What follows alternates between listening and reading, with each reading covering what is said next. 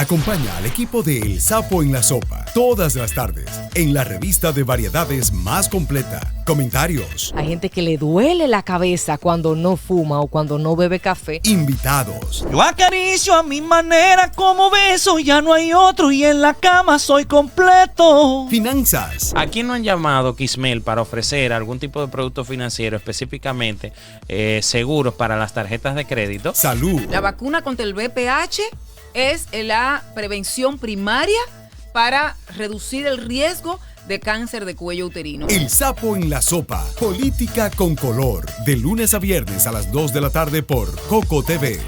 El canal de todo. El canal de todo. El canal de todo. El Sapo en la Sopa, que estamos en Instagram, que estamos en TikTok, que ahora mismo estamos en vivo también en YouTube, porque el público de las redes sociales, señores, es un público que le gusta comentar y preguntar muchísimo. Dándose cita siempre ahí. Hay que agradecerlo. Señores, hoy el programa es súper, súper informativo. Yo entiendo que aquí de todo vamos a aprender. Hoy nosotros tenemos un invitado de lujo, que tanto usted que está ahí en casita como nosotros aquí en el programa, nos vamos a empapar de muchísimas informaciones. Contamos con la presencia de Juan Carlos Vilcán. Él es el Procurador General de la Corte de Apelación. Muy buenas tardes, Juan Carlos. ¿Cómo usted se siente? Buenas tardes. Bueno, bastante bien, comenzando esta semana con un poco intensa en el ámbito judicial. Son pesados los lunes, son fuertes. Todos los días tienen su agobio, pero los lunes son particularmente pesados. Sí, no, y viene el fin de semana, sábado y domingo, esa gente con problemas, y ya vienen los lunes. Se acumuló todo. Se acumula. Ay. Señor Juan Carlos, la Corte de Apelación, ¿cuándo un caso aquí en la República Dominicana pasa al Departamento de Apelación? Sí, nuestra organización judicial tiene diferentes estamentos, comenzando por los juzgados de paz, que es la instancia más, vamos a decir, elemental del sistema de justicia, los tribunales de primera instancia, las cortes de apelación y finalmente ya la Suprema Corte de Justicia. Entonces la Corte de Apelación en cada departamento hay una.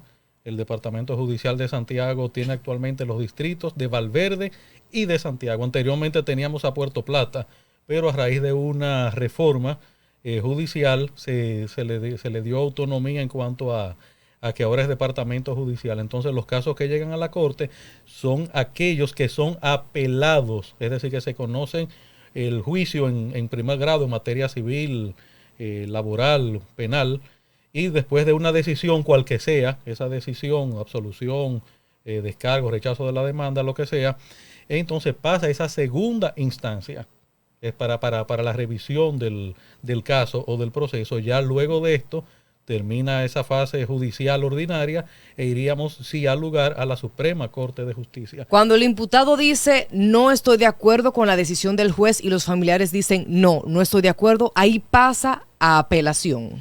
Ahí se apodera la Corte de Apelación, hay un conjunto de formalismos para poder apelar, para legitimarse, tiene que tratarse de una decisión que haya producido algún agravio, que haya sido contraria a nuestras pretensiones.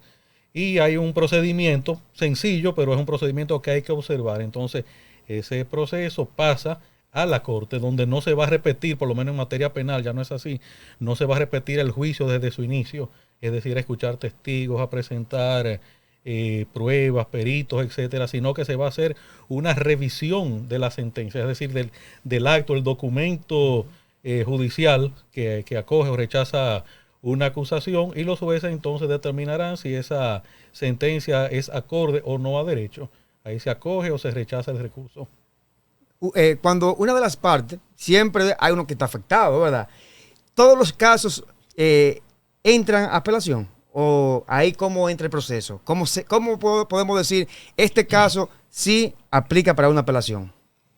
Sí, está reglamentado. O sea, no todos los casos califican para ser objeto de un recurso de apelación.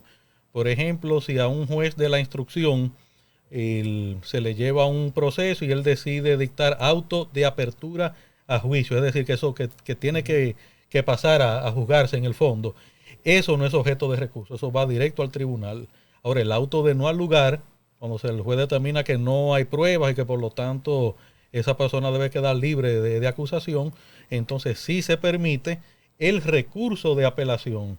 Ya él tendrá oportunidad de defenderse en esa segunda instancia y la Corte puede o ratificar el auto de no lugar o ratificar o dictar auto de apertura a juicio. ¿Repite el mismo juez o es uno distinto? No, es la Corte. O sea, cuando un caso se apela, lo conoce la Corte. Y si la Corte anula, entonces envía a un tribunal de la misma categoría, o sea, un juez diferente, pero en el mismo plano, en el mismo nivel del escalafón judicial, vamos a decir, para conocer ese proceso.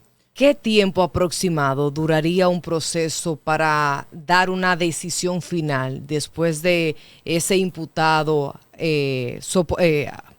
recurrir a la apelación? Podríamos, por experiencia propia, un año y medio aproximadamente. ¿Y cuántas veces se puede apelar un mismo caso o una misma sentencia?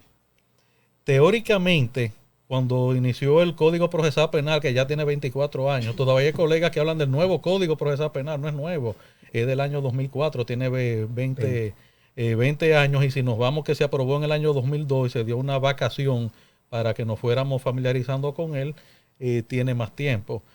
Supuestamente podía teóricamente admitir una infinidad de apelaciones, porque la Corte podía anular y ordenar nuevo juicio, ese tribunal producir un descargo, una nueva apelación, un nuevo juicio, pero luego entonces se determinó que si se ratifica el descargo 2 veces, ya la decisión final que se tome no es susceptible o no puede ser objeto de otros recursos de apelación. ¿Después de qué plazo podría hacerse una nueva apelación al caso? ¿Qué tiempo habría que esperar? No, el plazo para conocer los procesos está delimitado por la ley en términos totales, 4 años. Si ahora mismo yo no estoy de acuerdo, por ejemplo, tengo que esperar 4 años para apelar por el caso. No. O sea, desde que la decisión se dicta y pasan se notifica a todas las partes, entonces se abren esos plazos. En materia ordinaria es de 20 días. 20 días. 20 días laborables, o sea, días hábiles, o sea, de lunes a viernes.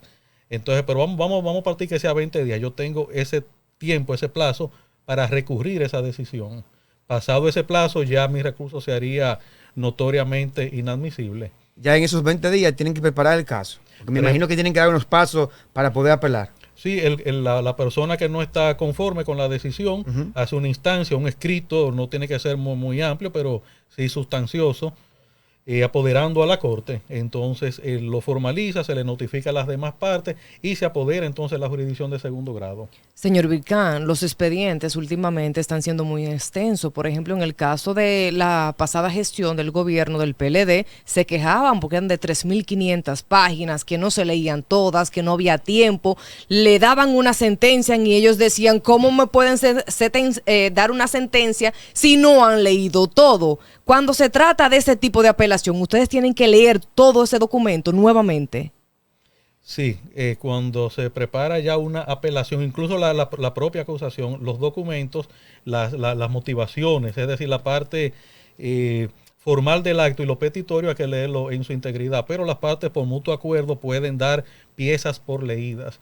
Por ejemplo, yo tengo un peritaje en materia de drogas, vamos a decir, donde me establece que la sustancia ocupada en tal domicilio o en el interior de tal vehículo o en las pertenencias de determinada persona es, por ejemplo, cocaína con un peso de 10 gramos. Yo necesito un acta pericial. Ahí me describe el procedimiento que se utiliza para identificar la droga, el pesaje y todo eso. Pero si las partes están de acuerdo, ya el abogado conoce la pericia y no piensa hacer ninguna petición sobre eso, se da simplemente por leído. Y así pasa con otros medios de prueba que se puede salvar este paso previo acuerdo de las partes. Pero evidentemente una acusación bien sustentada tiene que fundarse, establecer claramente los hechos y fundamentarse en pruebas. Estas pruebas se van acreditando ante el tribunal, por lo menos su ofrecimiento formal, porque el momento supremo, vamos a decir, de la prueba, es el juicio. Para yo simplemente acreditárselo a juez, le digo, yo tengo aquí tales y cuales pruebas, y las voy clasificando con números, con letras. Y en el momento del juicio, sí, entonces hay que desglosar cada una de ellas. En este caso, podemos decir que a veces se muestran debilidades en estos expedientes. que quizás lo hacen muy extenso y cuando viene a ver, en vez de buscar una salida, lo que complica más el proceso? Bueno, el procedimiento para todos los casos es el mismo, pero cada quien tiene su estilo. Okay. El estilo que yo aprendí hace ya 34 años en la universidad es el de la concisión. Yo recuerdo que el profesor Artañán Pérez Méndez, que fue mi profesor en materia penal, decía: se contesta exclusivamente lo que se pregunta. No hable más, porque el que habla mucho puede cometer errores. Sí. Entonces yo prefiero apostar a una instancia breve, concisa, pero sustanciosa, como dije hace un momento. Es decir, estableciendo los hechos con claridad y, aportando la prueba correspondiente para avalarlo. Lo que resulta, por ejemplo, los estatutos de una empresa, un caso por lavado. Tengo un consorcio de empresas que tienen su documentación, estatuto, constitución, todo eso. No hay que darle lectura. Yo puedo simplemente acreditar los últimos actos donde yo pueda establecer la certeza del funcionamiento de esa empresa y vincularla a una persona. Cada quien tiene su estilo de documentos acusaciones o procesos muy voluminosos, porque también son procesos complejos, pero un caso promedio, por ejemplo, un homicidio, un robo con violencia de género, generalmente estamos hablando de un número limitado de piezas que en pocas docenas de páginas se pueden presentar a un juez razonablemente. Cuando se trata de expedientes largos, por lo general los abogados se quejan mucho porque ustedes tienen muchas páginas que leer y aparte de eso se quejan, dicen, ¿cómo yo ando con 3.500 páginas encima? ¿Hay algún otro método que se pueda utilizar que no sea necesariamente un documento impreso en cuanto a lectura paso a paso en el proceso judicial? Sí, se ha hecho. A los abogados defensores, sobre todo, se le hacen copia de esos procesos en discos o en memorias y se le facilitan. A veces en el tribunal, cuando se trata de abrir una de esas memorias, hay quizá algún inconveniente tecnológico, pero se salva inmediatamente. Siempre aparece una laptop o una computadora que la pueda leer y ahí puede entonces abrir su documento. Algunos colegas han solicitado en ocasiones que yo hay que entregarle físicamente el papel. Y la fiscalía, a mí me consta, ha tenido que sentarse a fotocopiar largo rato. ¡Ay, qué fuerte! Esos expedientes. Entonces, disculpa que ahí vamos ya ahí mismo, el tema. ¿Te imaginas? Copia de 3.500. Sí. ¡Ay! Cuando los abogados presentan pruebas para la apelación, ustedes como corte, ¿tienen un proceso que ustedes investigan? Porque no solamente lo que te presente el abogado, sino yo me imagino que la corte debe hacer su propia investigación. ¿Cómo se maneja eso? Sí. El procedimiento es mucho más expedito, mucho más fácil que hace algunas décadas atrás. El juicio, ya cuando el caso llega a la corte, ya el juicio pasó. O sea, el juez que conoce la acusación es el juez, vamos a decir, de primer grado, el tribunal colegiado o unipersonal. Cuando el caso llega a la corte, lo que vamos a ver es la sentencia. Por más larga que sea, por más extensa, puede tener 35, 50, 60 páginas, pero la mayoría no pasa de 12 o de 15. Lo que él apela, él tiene que plantearlo en un escrito, y si tiene que presentar algún medio de prueba que no puede ser bajo ninguna circunstancia los mismos que él presentó en primer grado, él tiene que aportarlo en el escrito, y ahí lo vamos a ver. Entonces, si la Corte entiende que es pertinente reproducir alguno de esos elementos de prueba, pues lo ordena. Pero en la práctica no, en la práctica lo que tenemos es el acto procesal llamado sentencia. No va a aparecer un testigo nuevo, no, y si aparece, bueno, pues se incorpora, pero tiene que aportar datos útiles al proceso y no puede ser una persona que ya haya declarado en primer grado. ¿Por qué? Porque si no estaríamos simplemente repitiendo nueva vez el juicio, y precisamente esta reforma, que ya tiene un cuarto de siglo, se hizo para evitar ese tipo de práctica, para superar eso. Ahora los casos son muy extensos, llevan mucho tiempo por el tipo de material que hay que leer y debatir, pero aparte de eso los espacios son muy pequeños. ¿Cómo ustedes están manejando el tema de la estructura, los espacios, para estos casos tan complejos, que son tan amplios y que aparte de eso hay dificultad para tener una cantidad masiva de personas en una audiencia? Sí, en el caso de la Corte de Apelación ese problema no lo tenemos, porque quizás las salas más grandes en toda la geografía nacional son las Cortes de Apelación de Santiago, es decir, la Cámara Civil y la Cámara Penal. Son verdaderos estadios donde pueden caber fácilmente 50 o 60 personas sentadas en banco, aparte de todo el espacio disponibles que hay. De hecho, en algunos casos de criminalidad compleja que lleva la Fiscalía, cuando no tenemos audiencia en la Corte, se le facilita la sala de audiencia para que esos imputados y todos esos abogados puedan participar. Pero ciertamente, por ejemplo, cuando hablamos de los juzgados de la instrucción, el tribunal colegiado, unipersonal y otras provincias, los espacios son pequeños. Simplemente nuestros palacios de justicia o salas de justicia no están plenamente adaptadas para esa criminalidad compleja que en algunos casos vemos el día de hoy. Pero un caso estándar, un caso promedio, el típico robo, el típico caso de violencia donde van 6, 7, 8 personas, no tenemos mayor inconveniente. Pero para los casos de criminalidad compleja, sí, en ocasiones nos hemos visto desbordados. ¿Cuántas cortes de apelación tenemos en República Dominicana actualmente? Son 11, una por cada departamento judicial. En San Pedro de Macorís, que cubre las provincias del este, San Juan de la Maguana, que cubre una parte del sur, otra corte en Montecristi, o de Santiago, La Vega, Puerto Plata, San Francisco o provincia Duarte, y ahí están ya las demás provincias tienen como epicentro del departamento judicial esa corte de apelación. Magistrado, hay una llaguita en el dominicano que, por ejemplo, cuando se trata de los tiempos establecidos al momento de una acusación, óigame, hay situaciones, porque es que a veces el que se roba el pollo le cantan lo mismo que posiblemente alguien que tenga un proceso de narcotráfico, por ejemplo. ¿A qué usted entiende que se debe esto? Sí, nuestro código penal es bastante antiguo, es del año 1884. Pudo haber sido modificado satisfactoriamente hace más de 10 años, pero por un tema que hay ahí con uno de los tipos penales no ha podido hacerlo hasta la fecha. Y en esa época el legislador entendía que el robo cometido en cuadrilla o por 2 o más personas, lo que llamamos asociación de malhechores, de noche, en casa habitada o en un edificio destinado al culto religioso, eran casos agravados y las penas eran muy severas. En esa época, evidentemente, no teníamos conciencia de lo que era la criminalidad organizada que vemos el día de hoy. Entonces, esos tipos penales ligados a una delincuencia más económica, es decir, lavado de activos, estafas, etcétera, se consideran todavía menos gravosos que esos casos donde hay una violencia directa, un atentado personal, vamos a decir, de gravedad.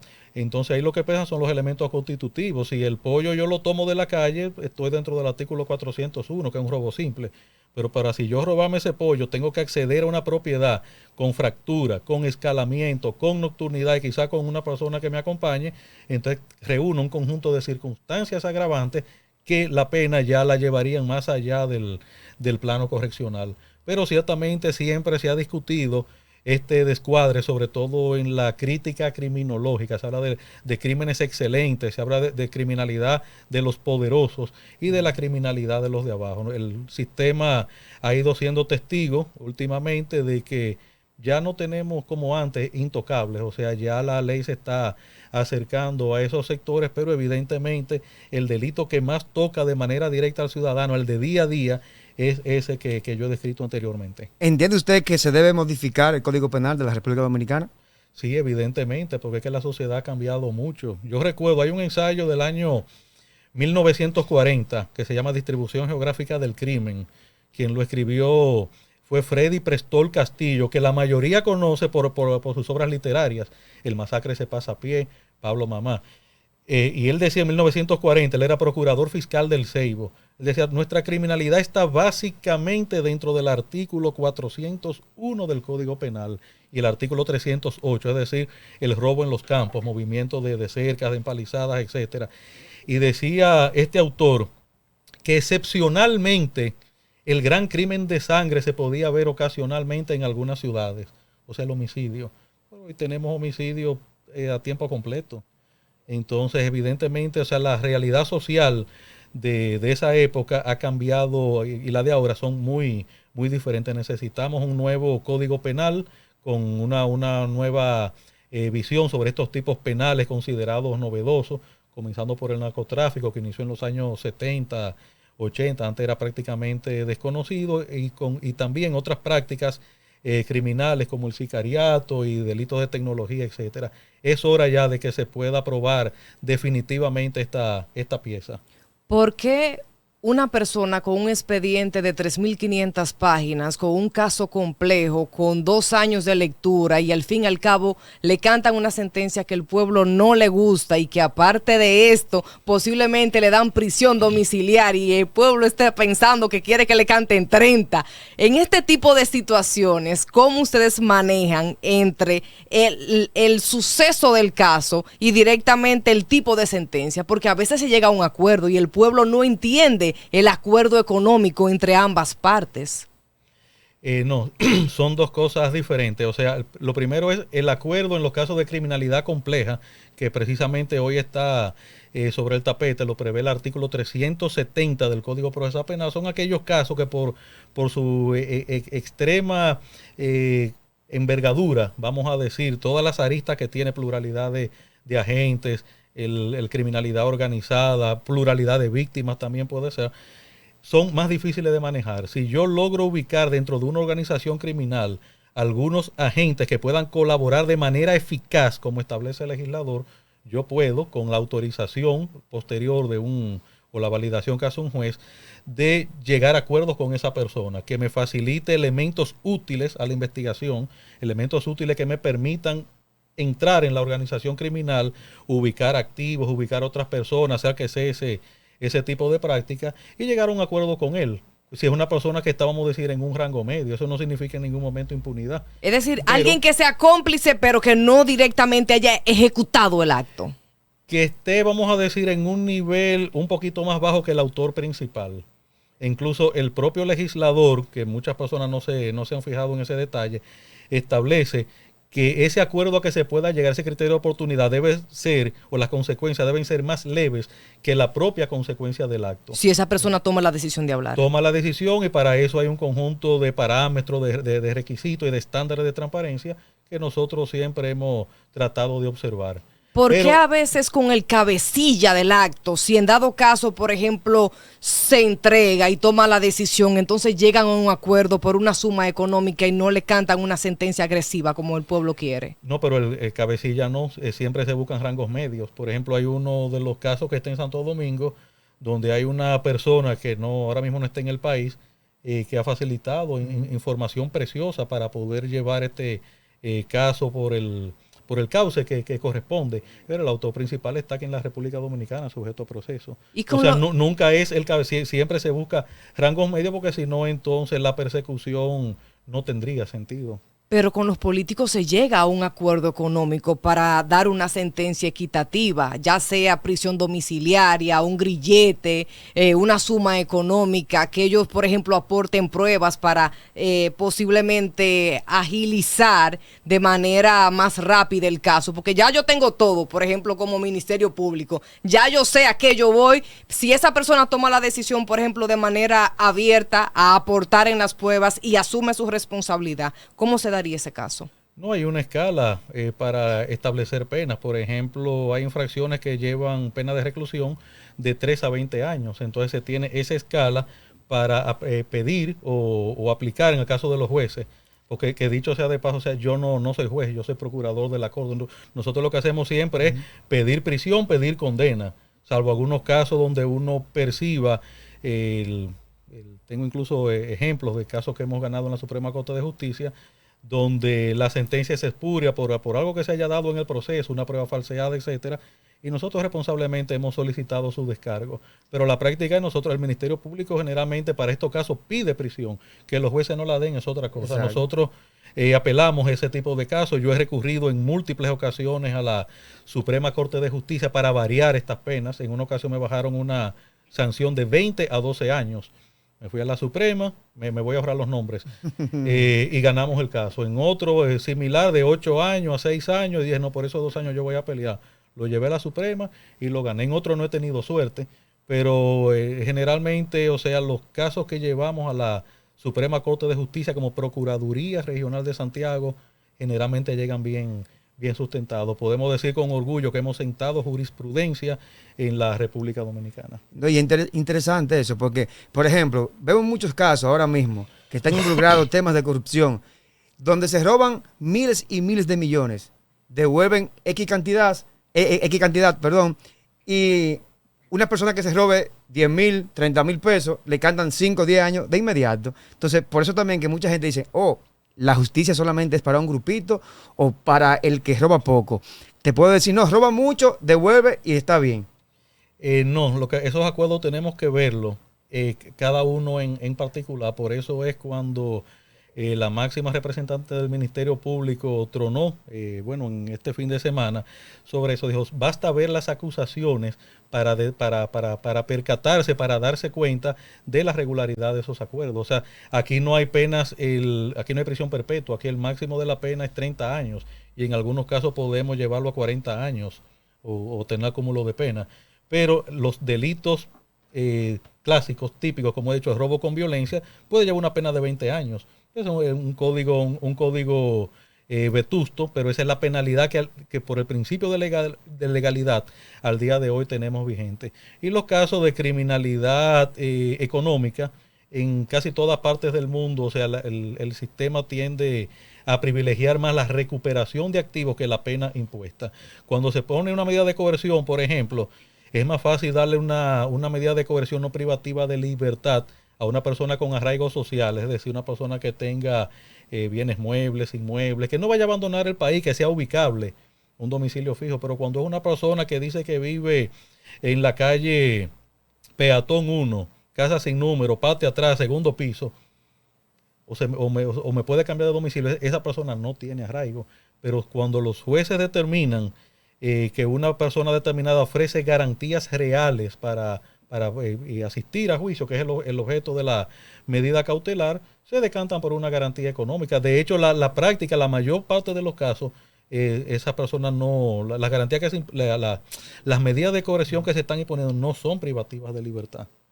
Aquí cuando se trata de la República Dominicana hay gente que dice que los presos viven mejor que algunos que estamos aquí afuera, porque ellos tienen aire acondicionado, alquilan habitaciones, tienen ciertas facilidades. ¿A qué se debe de que algunos presos, por ejemplo, tienen más desventajas que otros dentro de las cárceles? Por ejemplo, en el caso de algunos se decía que hasta aire acondicionado tenían.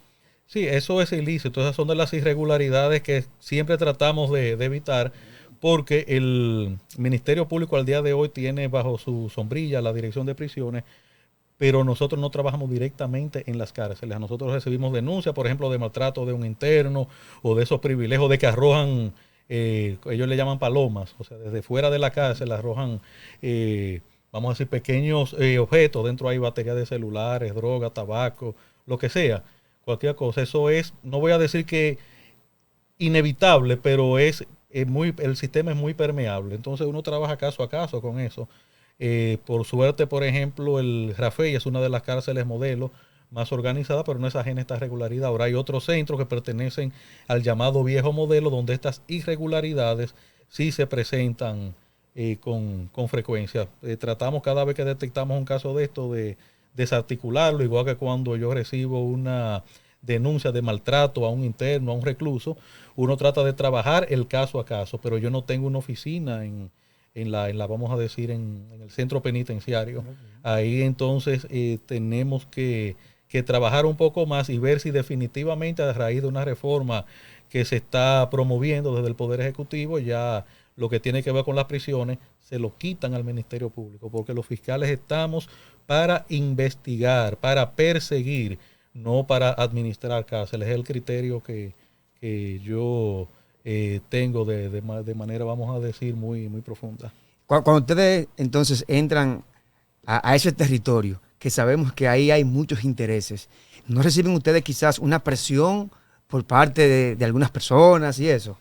Siempre el que no está conforme con algo, o que no se beneficia, o que necesita el caos para prosperar, ese se va a quejar. Entonces, por eso, como una célebre película de los años 70, El Padrino, uno tiene que escuchar de dónde vienen a veces las informaciones y antes de adelantarse a emitir algún juicio de valor, hacer sus propias investigaciones, como hacer también investigaciones periféricas. A veces yo digo, por ejemplo, que voy a hacer un un viaje a Mao, a Valverde, pero yo estoy en Santiago y me aparezco en la cárcel de Rafael a ver cómo está todo.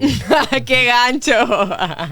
¡Qué fuerte! Ya nosotros hemos llegado a la parte final. Mi última pregunta sería lo siguiente. Muchas personas se quejan de que duraron un X tiempo preso, salen a la calle y ellos dicen hay que robar y hay que continuar haciendo lo malo. No, todo mundo lo tiene tachado. Cuando alguien sale de la cárcel, no tiene derecho a nada, se le dificulta hasta poder gestionar y poder laborar. Ustedes directamente como Procuraduría, como Ministerio Público, ¿cómo han evaluado esta situación de que cuando un preso sale de la calle, que haya cumplido su condena, que ya esté en condiciones psicológicas para continuar con una vida normal, no se le tache tanto al momento de él ponerse, qué sé yo, hasta tapar goma? Sí, ese es un clásico de la literatura criminológica. Incluso podemos irnos a una obra cumbre de las letras universales, Los Miserables de Víctor Hugo. Jean Valjean estuvo guardando prisión por un crimen de bagatela, vamos a decir un delito famélico. Pero cuando salió era un hombre marcado, era un hombre que había estado prisionizado, era un recluso. Y el resto de la historia lo conocemos. Eso se ha mantenido por mucho tiempo porque ese estigma para la sociedad permanece. Por eso es que hablamos de prevención especial y prevención general. La Procuraduría General de la República tiene un programa para ayudar a estas personas luego de su salida a su reinserción social, acreditándolos para algunos trabajos. De hecho, en algunas de las cárceles, Rafael, por ejemplo, con ayuda del Infotep, impartimos una serie de talleres donde se aprenden mecánica, banistería, panadería, y de ahí han salido profesionales que luego de abandonar la cárcel han comenzado a ganar la vida honradamente con esos oficios. Otros lamentablemente no. Y ese es un asunto que realmente no tenemos una fórmula matemática o física, si se quiere, tampoco, para trabajar, porque cada cabeza tiene sus esquemas. Además, también cuando estas personas ya ingresan a la cárcel por cometer algún delito o algunos delitos, ya tienen su personalidad, vamos a decir, formateada. Es difícil trabajar con ellos, pero se hace el esfuerzo para que ellos encuentren un nicho en el ámbito laboral. Es difícil salir de una cárcel y encontrarse con una ciudad que en los últimos 15 años se ha transformado. Totalmente de acuerdo, magistrado. Ya nosotros hemos llegado a la parte final. Muchísimas gracias por usted estar aquí con nosotros. Entiendo que la entrevista ha sido muy productiva, muy de orientación. Hay muchas lagunas cuando se trata de Ministerio Público, cuando se trata de Procuraduría aquí en la República Dominicana. Hay veces, por ejemplo, que nosotros los dominicanos tenemos la costumbre de opinar sin saber a fondo de qué tratan las cosas. Y ese es el objetivo del Sapo en la Sopa, orientar. Sí, no, y también ya finalmente en las redes sociales andan los jueces ahí. Que te imaginas. Y no, es un lío. Es bueno conocer. Sí. Señores, ya nosotros hemos llegado así a la parte final. Ya mañana nos encontramos a la misma hora por el mismo canal y a las 2 de la tarde, así como usted sabe. Chaito, pues, pórtese bien, Edwin, despídete de tu gente. Señores, nos encontramos el próximo, bueno, yo en mi caso, el próximo lunes. Ay, sí, eso es porque tú no quieres, tú deberías venir para acá mañana. Yo vuelvo, no te preocupes. Bye, bye.